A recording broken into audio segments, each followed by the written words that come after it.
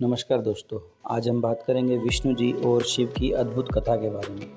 क्यों निगल लिया भगवान शिव ने विष्णु जी का चक्र।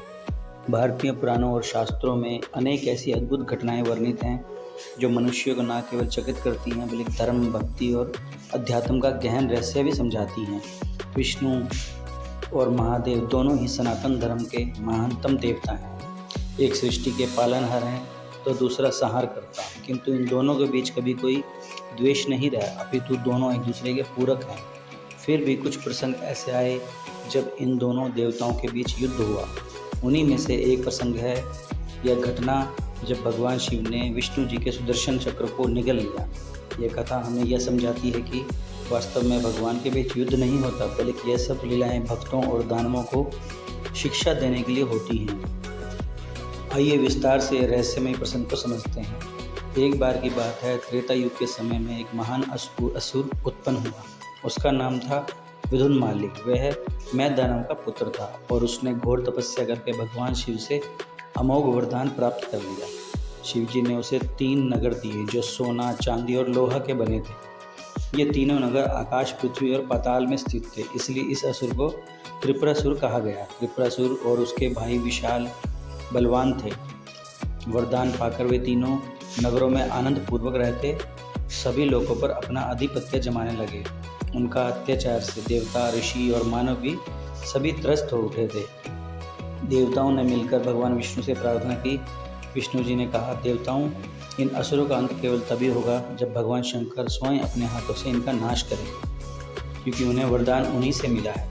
देवताओं ने यह सुनकर उपाय सोचा।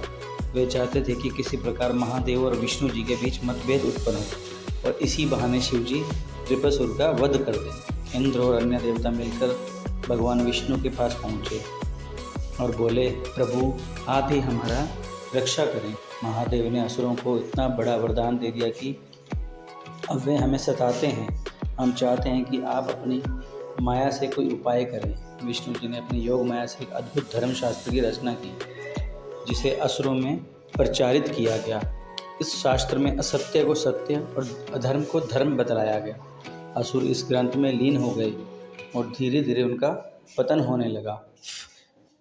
लेकिन इस दौरान त्रिपुरासुर के अनुयायी क्रोधित होकर शिव जी पर आरोप लगाने लगे कि आपके कारण ही यह माया शास्त्र फैला। वे विष्णु और शिव दोनों को आमने सामने बिठाना चाहते थे। धीरे धीरे परिस्थिति ऐसी बनी कि भगवान विष्णु और भगवान शंकर आमने सामने आ खड़े हुए।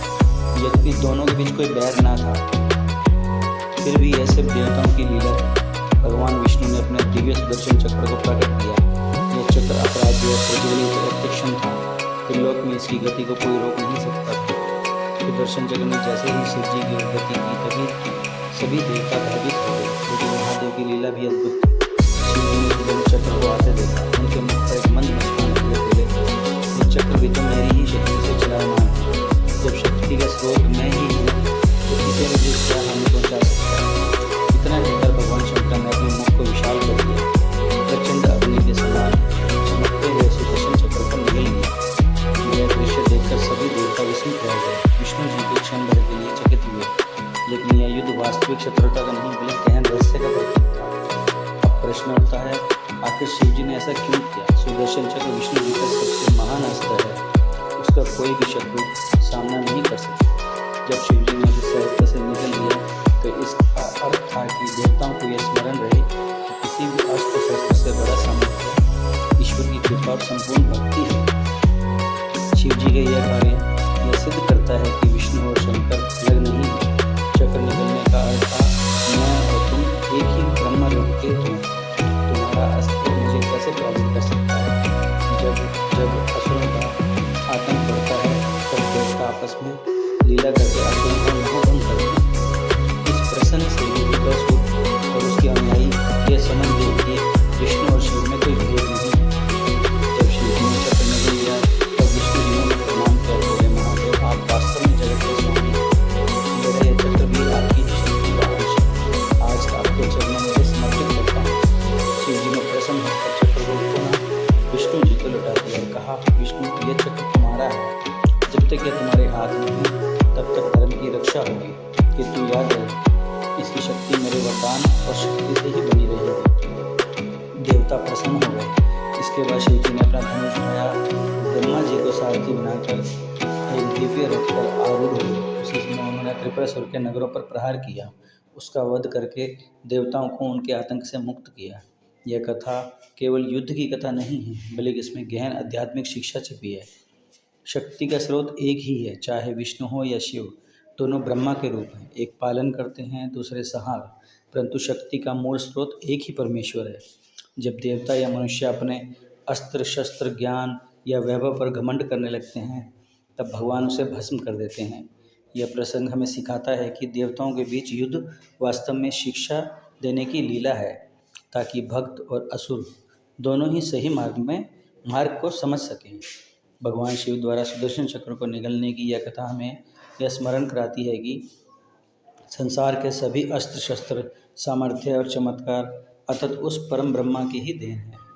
विष्णु और शिव अलग नहीं हैं, बल्कि एक ही शक्ति के दो स्वरूप हैं। इस प्रकार यह प्रसंग सनातन धर्म की अद्वितीय एकता, शक्ति और अहंकार विनाश का प्रतीक है। बोलिए सब मिलकर ओम नमः शिवाय।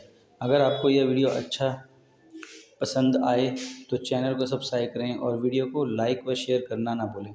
जय महाकाल, जय विष्णु।